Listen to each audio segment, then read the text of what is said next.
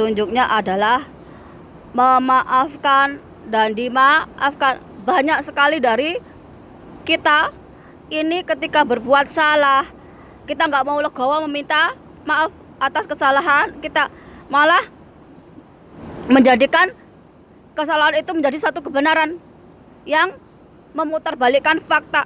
Sehingga apa? Kita itu bukannya meminta maaf, malah kita itu menindas yang benar, yang baik. Banyak sekali itu terjadi di masyarakat zaman sekarang. Begitu juga dengan memaafkan. Banyak sekali manusia yang menyimpan dendam, sakit hati, kebencian karena masa lalu. Memang sakit memaafkan orang yang udah menghancurkan mental kita, menghancurkan fisik kita, apalagi sampai membuat kita menangis, hati kita sakit, hancur berkeping-keping, sampai kita mengalami depresi, gangguan mental, gangguan kejiwaan. Sulit rasanya memaafkan orang-orang yang telah menyakiti kita. Tapi kita harus sadar bahwa hidup itu perlu berlanjut.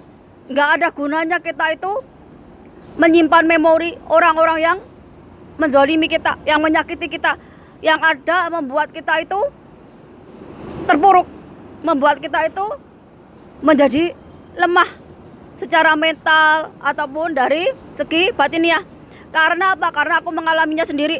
Bertahun-tahun aku menyimpan namanya sakit hati, menyimpan dendam, menyimpan kebencian, bahwa perasaan trauma sakit hati itu membekas bertahun-tahun, sampai aku itu nggak tahu caranya tersenyum. Sehingga karena apa? Karena senyum itu suatu yang mahal, yang langka buatku. Dan aku menjauhi orang-orang sekitarku, mengisolasi diri. Karena apa? Karena aku gak pengen mengalami hal-hal yang seperti dulu lagi, yang direndahkan, dibully, dihianati, disakiti. Dan aku juga belajar lagi, kenapa aku sampai mengalami hal-hal yang seperti itu, negatif, yang menyengsarakan diri sendiri, yang membuat aku terpuruk.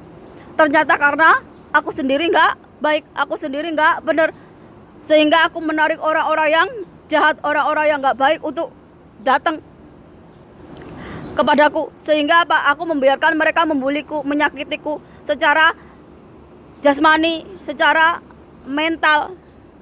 Jadi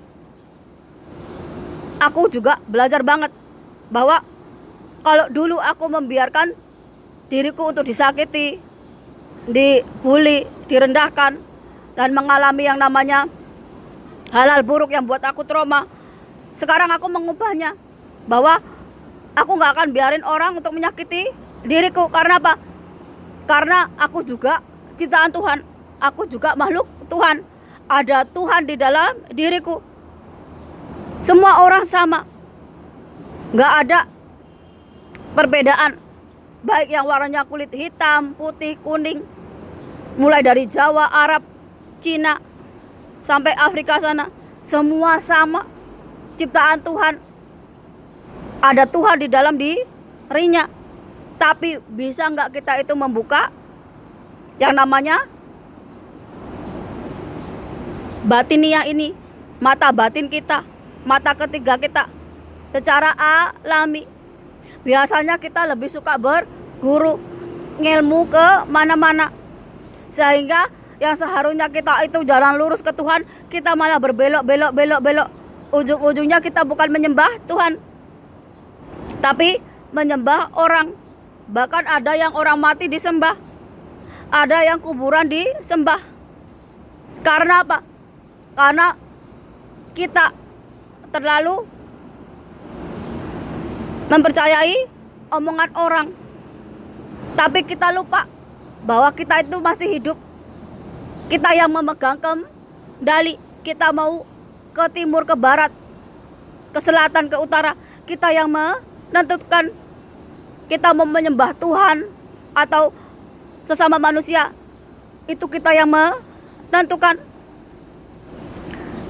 Kenapa orang Jawa, orang Nusantara itu bisa menerima semua agama yang masuk ke Indonesia?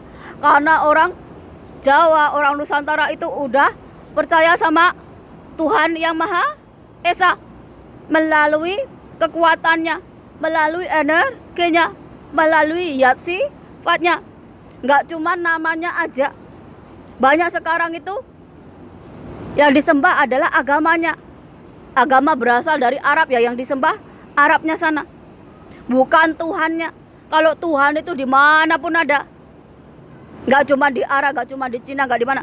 Tuhan itu di mana aja ada, karena Tuhan Maha berkuasa. Nggak ada yang nggak ciptaan Tuhan di dunia ini, semua. Makanya disebut wahdatul wujud, wujudnya Tuhan. Karena apa? Karena kita nggak bisa bikin, yang bisa bikin hanya Tuhan. Jadi kalau kalian ketemu orang-orang pintar, terus ada orang pintar bilang bahwa manusia itu asalnya dari kera, ya, kalau ada orang percaya kayak gitu ya orang bodoh, mau dibodoh-bodohi orang pintar. Orang pintar belum tentu paham tentang kecerdasan spiritual. Jadi kadang-kadang mereka itu membodohi kita. Makanya kita bukannya jadi tambah pintar, malah jadi tambah bodoh. Yang seharusnya Tuhan itu mengajarkan universal, cinta kasih, ketulusan, memaafkan, dan sebagainya. Ketika jatuh ke tangan orang-orang yang pikirannya pendek, hatinya cepat, Tuhan itu jadi kecil banget, jadi dikotak-kotakin. Makanya dalam Islam aja ada 72 golongan. Belum nih di agama lain juga ada pecah-pecah, tapi semua ujungnya sama, ya Tuhan. Yang membedakan adalah perbuatannya. Di dunia ini nih, gak kira mau pemimpin, mau raja, mau ratu, mau pemuka agama, yang dinilai ya perbuatannya. Makanya jangan salah, banyak ahli agama ya juga kelakuannya gak baik. Banyak pejabat, para pemimpin, raja ratu juga kelakuannya gak baik. Karena apa? Karena namanya manusia. Manusia itu gak bakalan sempurna, tapi bagaimana kita memperbaiki diri. Makanya Arab selalu bergolak, selalu perang, karena mereka juga gak mau belajar dari sejarah. Bagaimana mereka mengubah dari yang selalu berdarah-darah, dari selalu perang, mengubah menjadi lebih baik lagi. Indonesia udah tiap tahun bencana. Karena apa? Karena kerusakan alam, kerusakan hutan. Tapi juga nggak mau belajar bagaimana memperbaiki alam itu, mencintai alam, melestarikan alam. Tapi malah pejabatnya yang korup makin merusak alam.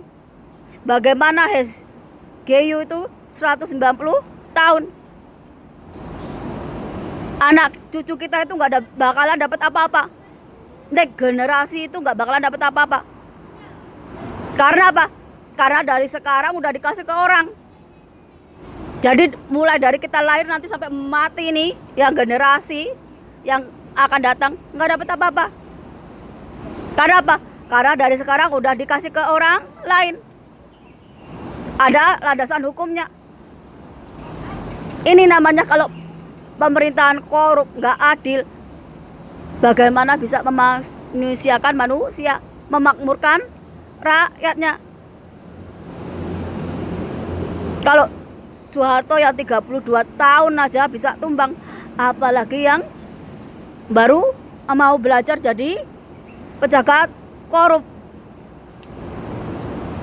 Ini dari mana saya belajar? Ya dari zaman Soeharto sampai sekarang. Indonesia itu gak berubah. Yang berubah hanya apa? Generasi sekarang gak tahu sejarah, gak tahu sejarah nenek moyangnya. Makanya banyak orang Jawa yang hilang Jawanya. Namanya ke Arab-Araban, sifatnya ke Arab-Araban, ke Cina-Cinaan. Udah lagi gak ada namanya kultur Jawanya, gak ada. Mana ada yang ngerti sekarang filosofi orang Jawa, walaupun orang Jawa lahir dan gede di Jawa. Karena apa? Karena hidupnya selama ini nggak mendalami kauruh Jawa ataupun filosofi orang Jawa. Ceklaning urip yang mereka pegang adat budaya orang luar.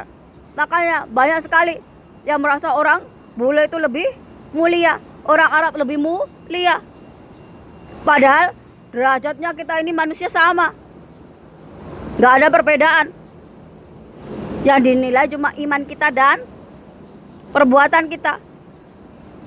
Jadi kalau orang Indonesia itu kulitnya gelap, hidungnya pesek, pendek, jangan rendah diri, jangan malu. Kenapa? Karena biar kita jelek secara fisik, tapi akhlak, moral, dan perbuatan kita itu mulia, dihormati, disegani, karena perbuatan kita yang baik. Tapi kalau udah fisik kita jelek, kelakuan kita jelek, hati kita jelek, mau apa yang dibanggakan dari diri kita? Ini yang kita nggak mau belajar, bahwa manusia itu dinilai dari ucapan dan perbuatannya.